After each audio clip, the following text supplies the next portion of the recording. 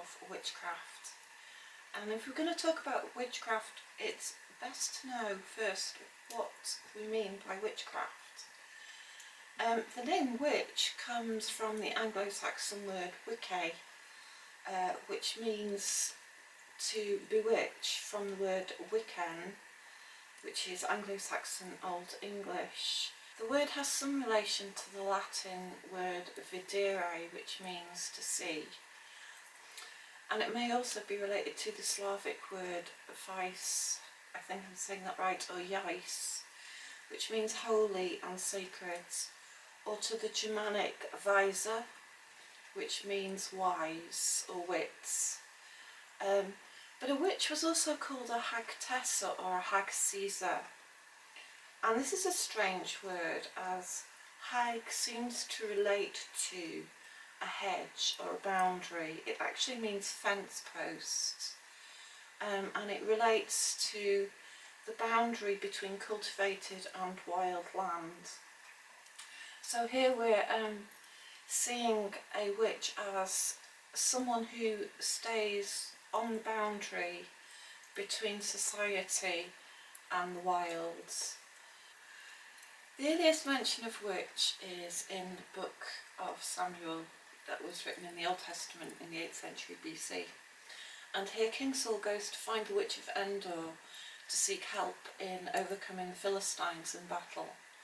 And she has to raise the spirit of Samuel so that King Saul can ask him what to do.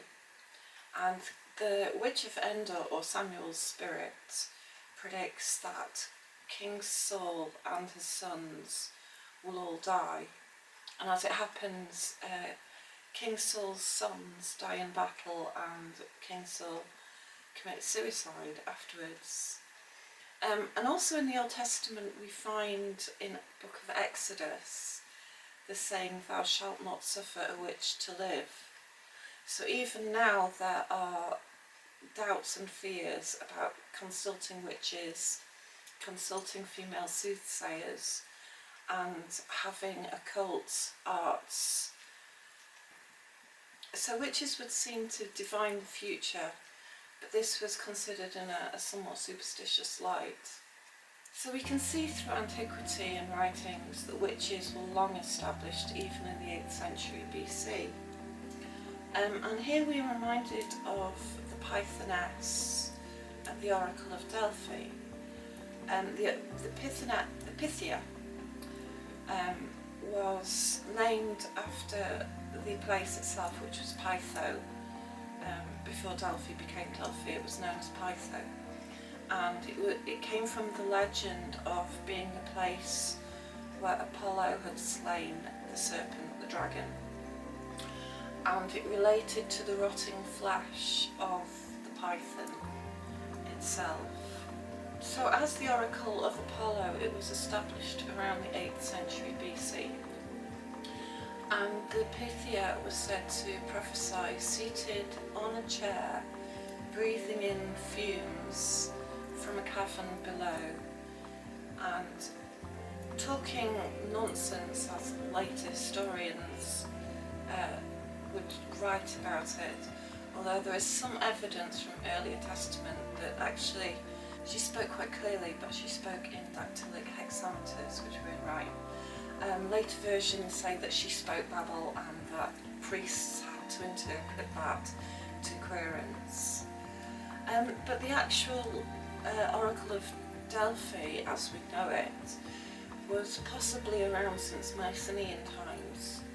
So as early as 1400 BC, the oracle was there and was possibly dedicated to Gaia. And it was much later, when the Greeks took over the island, that it became a place dedicated to Apollo and a place where the priests had to interpret the Pythia's message. So even at this early date we can see a male authoritarian takeover of what was a traditional feminine role. And this relation to seers and to dragon energies is very old and very deep and very mythic. Pythias, they gave up their family life, they gave up their children, they gave up their husbands, and just became devoted to the actual sanctuary and Apollo. So the Pythia sat on top of a golden tripod, breathing in the fumes from a cavern beneath her in a secret place. Originally it was a virgin, but there is a tale of the virgin being kidnapped and taken away and raped, and after this they became older women, they became women who were over 50, and they would dress as though they were much younger, they would dress as virgins, but they were older, wiser women, and they were people who were said to have sober and respectful lives. It didn't matter if they were aristocracy or peasants, as long as they were respectable and had lived respectable, sober lives and were chosen from the priestesses.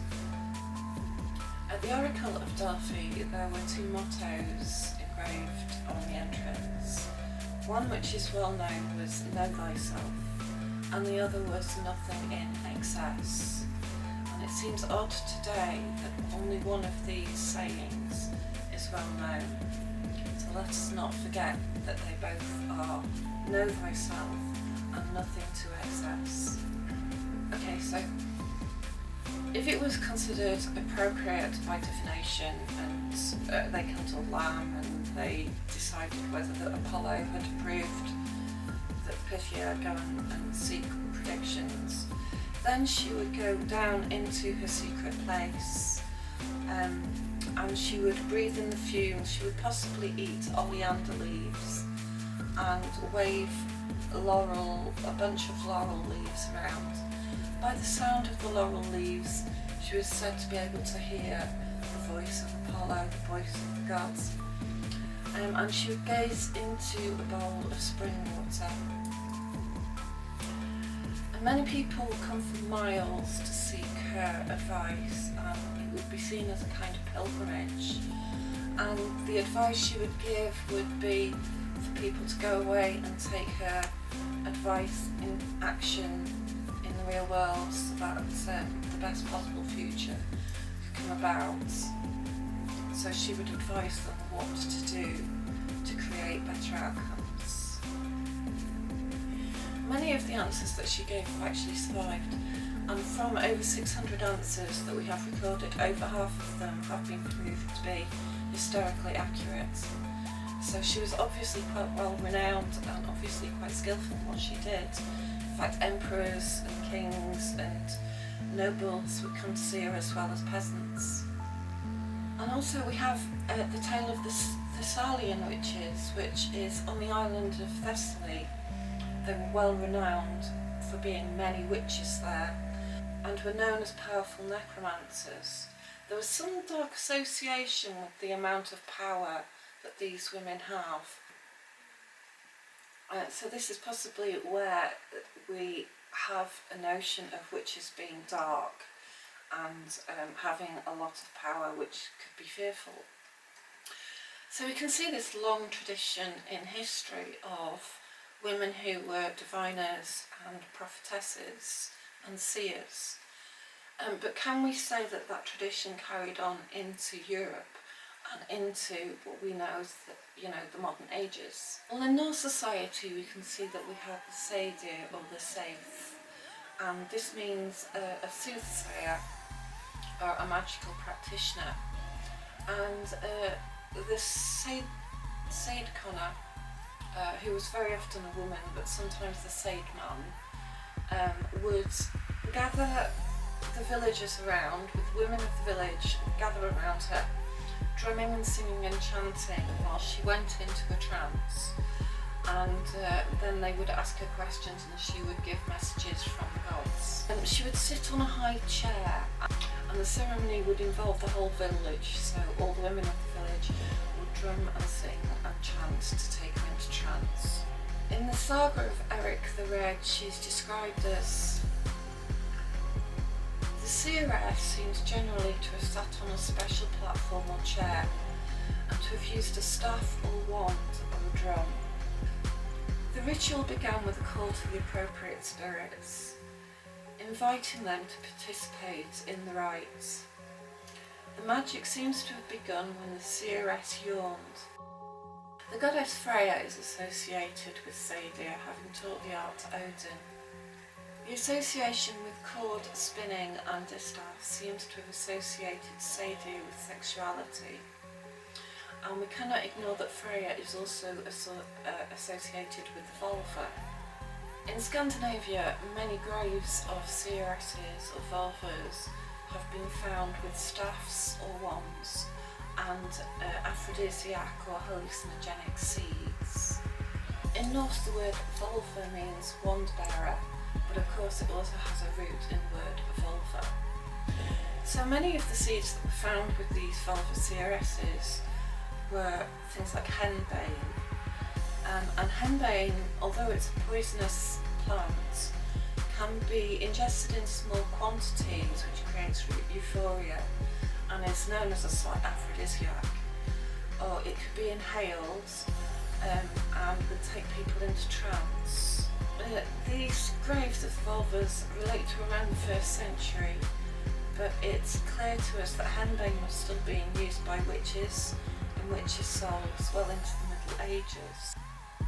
These remains of henbane seed were found at Fritat in northern Jutland in Denmark. In Gotland, similar vulvas graves have been found containing wands and owl pellets and animal bones, and also a small amulet shaped like a chair. In Osnaburg, Sweden, another vulva's grave was found with a purse containing cannabis seeds and also with a wooden wand. The stunning on platform was also found in Siberian shamans, where a female shaman would stand on a very tall pole, almost as high as a tree, on a very tiny ledge, while she drummed and went into trance at the top of this pole, and from there she would give out predictions and communication from the spirits to the people. Sadir was practiced in Iceland well into the 13th century, where Sadir practice and the old Germanic and Norse paganism, heathenism, was tolerated alongside Christianity for quite some time, and it never quite saw the hysteria that was happening in the early Middle Ages in the rest of Europe. And the earliest shamans were female, and were the Udgans, the women of the tribes. And even in Snorri Sturluson's time we have much mention of heathenism and folklore. In Europe, the witch hunts first appeared in southern France and Switzerland around about the 14th, 15th century, and then they continued into Germany around about the 16th or 17th century.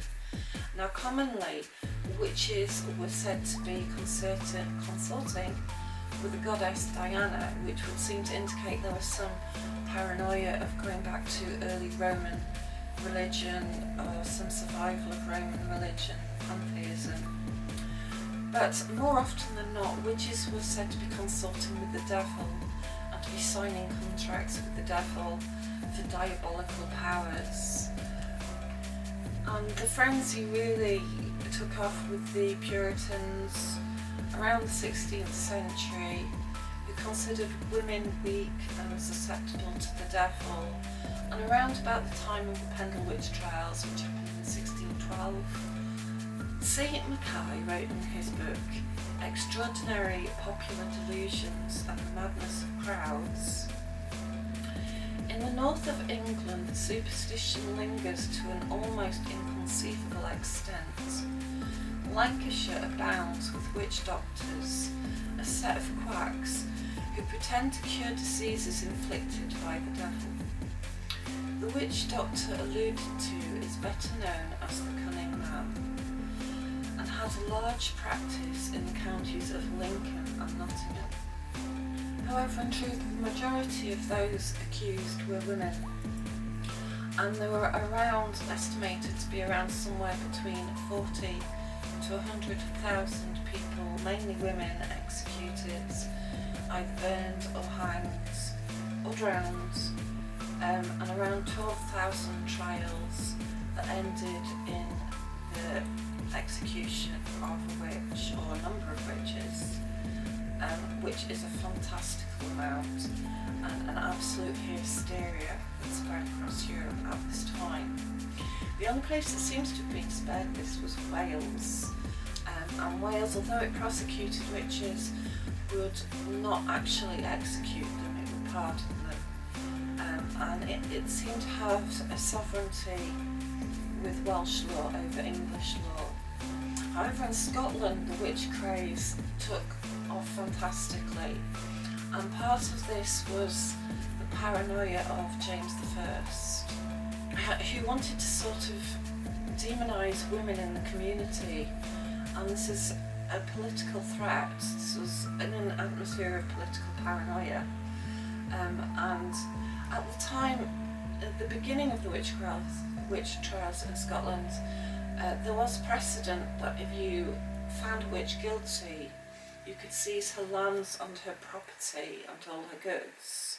And so this was used very deceptively, and people would take advantage of it.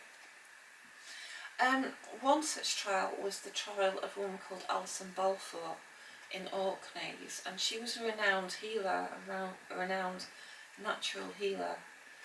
And in the Orkneys at that time there was a popular superstition in magical powers. It was common belief, related of course to the Nordic and the Icelandic traditions. There was belief in fairies and there was belief in magical powers. So Alison Balfour was accused of conspiracy to kill by poisoning, but it was all in an atmosphere of political paranoia. So the scientific age of enlightenment also began around the 16th or 17th century, treading on the heels of the witchcraft trials, and began to challenge religious dogma. And about this time, Copernicus challenged the idea of the whole universe revolving around the Earth, with his theory of heliocentrism, which is not easy to say. Heliocentrism. And this was backed up by Galileo Galilei and his invention of the telescope. And these discoveries created a lot of opposition from the church because of the Bible, and one of the passages in the Bible in Psalms said, "He, the Lord, laid the foundations of the earth, that it should not be moved forever." And this and several other passages were used to side against these people for heresy. So in 1615, Galileo Galilei himself was accused of heresy and was subject to the Roman Inquisition. And he was accused of his attempts to reinterpret the Bible. In 1616, it was declared that heliocentrism was foolish and absurd in philosophy and formally heretical, since it explicitly contradicts in many places the sense of Holy Scriptures.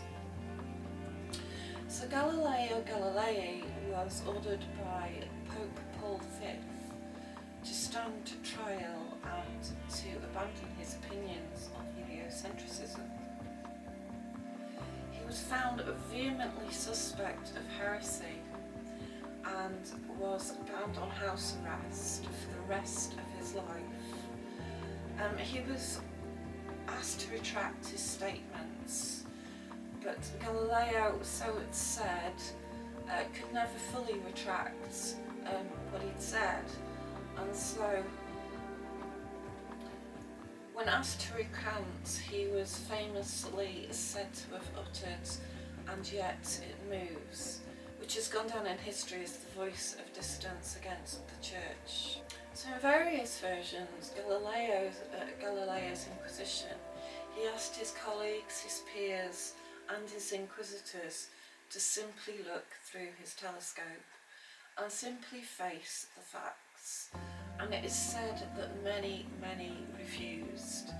This refusal to look at things which religion said cannot be true, we hope eventually led to the downfall of religious dogma and the religious superstition of the church. Sadly, women took a long time to regain their power, and even in the scientific age, womanly and feminine attributes such as intuition, instinct, emotion were considered the apathy to scientific logic and reason. So in this respect, enlightened intellectualism was still fearful of these feminine, intuitive and psychic powers. The last witch was Helen Duncan, and she was tried in 1944. And she gave away too many military secrets, and particularly she was said to have been a bit too loud-mouthed about the sinking of HMS Barham. Now, Helen Duncan was in fact holding seances and was found guilty of frauds for doing things like swallowing little bits of cloth and producing them as ectoplasm, and having white dolls that would appear as spirits, and she had managed to speak too much about military secrets. However, these military secrets had escaped, and there were a few whisperings, and obviously she had caught on with the rumours. But she was arrested. First she was arrested under the Vagrancy Act, and later she was tried under the Witchcraft Act of 1735, which gave her the right to be tried by jury. Incidentally, the precedent of occultism in World War II needs to be spoken of. Adolf Hitler was much involved in the revival of occultism, and so was Winston Churchill. Now, Sir Winston Churchill had become a member of the ancient order of Druids, which had been established in 1781 and had a long list of renowned aristocrats and politicians. It was said that Winston Churchill himself was frustrated by the revival of these witchcraft laws in the midst of the war and in the midst of the hysteria at that time, to try Helen Duncan. It's got to be said that Hitler was involved in a lot of strange occult activity, and if you want to know more about that, I definitely recommend reading The Spear of Destiny, which was written in 1972. But it wouldn't be the first time that witches had tried to stop an invasion. Famously gathering on the beaches during the invasion of the Spanish Armada to create a storm that would turn back the ships of the Armada, which it did. Gerald Gardner himself, the later founder of Wicca, was involved in the war in magic aimed to stop the Germans from invading British shores and from crossing the sea. In his autobiography, Winston Churchill said of Hitler, he had conjured up a fearful idol of an all-devouring Moloch, of which he was the priest and the incarnation. So these things go deep, and it sounds like the war was fought on many levels, and definitely on an occult level. So the first Witchcraft Act was introduced in 1542 by Henry VIII, and it covered things like cursing and murder by witchcraft. It was finally repealed in 1951 and replaced with the Fraudulent Mediums Act. This was later replaced in 2008 by the EU regulations for consumers. In Africa, witchcraft trials still exist, and there's some debate as to whether there are still certain witchcraft laws in the Americas, in America. Of course, the Salem witches were only tried in America under English law, it still being part of the English colonies at that time. And they never had anything like the hysteria that we suffered in Europe, mainly because the very founding of America was, against all the religious persecution and political power in Europe at the time. But there was an act in 1692 in Massachusetts, which was an act against conjuration, witchcraft, and dealing with evil and wicked spirits. But all in all, the First Amendment in America is an amendment to have the freedom to worship whichever religion you so wish, whatever that may be. So this is actually protected under federal law, although there are some laws in some states against practicing divination, tarot readings, or selling potions or charms. These are mainly considered fraudulent laws, but there's still some stigma around it, so you have to be careful in America about how much you can do. The 20th century saw a revival in occult matters, and this began around the turn of the century with the Theosophical Society. In the earlier 20th century, the Rosicrucian Order was established in 1924, and Aleister Crowley was the founder of Thelema in 1904. Dion Fortune, of course, rose on the heels of the Theosophical Society, which was founded in 1875, and she wrote the Cosmic Doctrine around 1920s. She went on to found the Fraternity of Inner Light around 1924. She was an occultist, a Kabbalist, and a ceremonial magician, and she had a lot of bearing on the later Wicca movements. With the repeal of the Witchcraft Act in 1951, Gerard Gardner stepped in to promote the founding of the Wicca movement. He had first been ordained as a first level Freemason, and then he'd gone to the Far East and in places like Singapore had learnt a lot about the folklore and witchcraft in those countries, writing a few books on an anthropological basis. He met Crowley and was ordained as a priest of Thelema, and he was also a member of the same ancient order of Druids as Winston Churchill. Later, his great friendship with Ross Nichols and a nudist colony, or a nudist collective they had, led him to found the Society of Wicca, and led Ross Nichols to found the Order of Bards, Ovates and Druids, as it later became known. It is said that Gardner wanted to prevent the old religions from dying out. I think he can be satisfied with his work. Today, witchcraft, heathenism, paganism has reached a height of popularity, and this can be seen in the British census.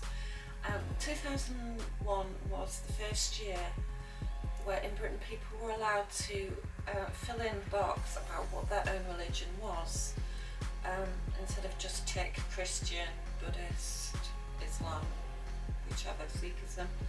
And so it was interesting to see what answers people would give.